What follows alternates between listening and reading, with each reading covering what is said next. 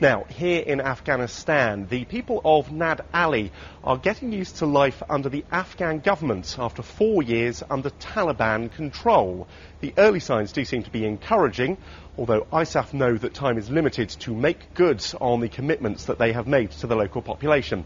And as my colleague Tim Cooper now reports, for many of those people, direct contact with the Afghan government is a new experience, not to mention the uniforms of the NATO alliance.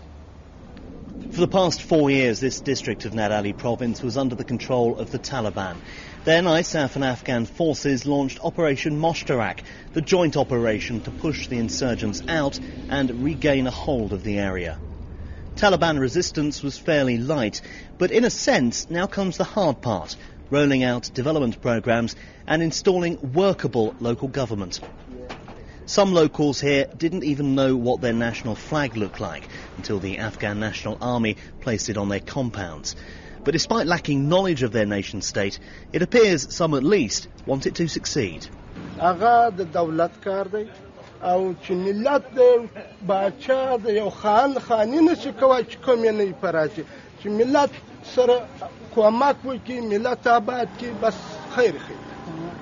While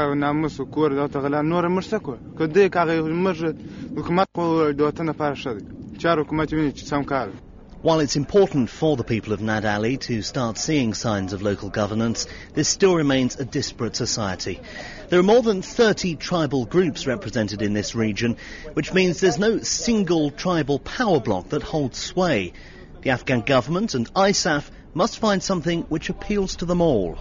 There isn't really a common identity other than their association with the land and farmers. And so that's why at its heart it's an agricultural area, and that's what we have to appeal to in terms of improving their quality of life and restoring this place as a licit economic agricultural area. Because at the moment, where you have instability, you have the ability to grow poppy. According to the United Nations Office on Drugs and Crime, 90% of the world's opium supply originates from Afghanistan, 60% of which is grown in Helmand province. Much of the profit from the trade goes into funding the insurgency, so efforts are being made to offer farmers alternative crops to grow.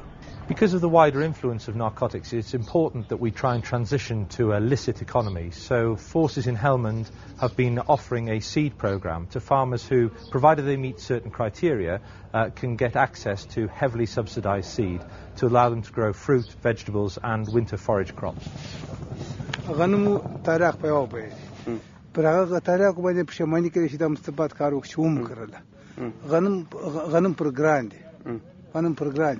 Early signs here appear positive, but ISAF, along with the Afghan government, have to keep up the momentum and deliver on their promises if Operation Moshtarak in the long term is to succeed. Tim Cooper, Forces News, Camp Bastion.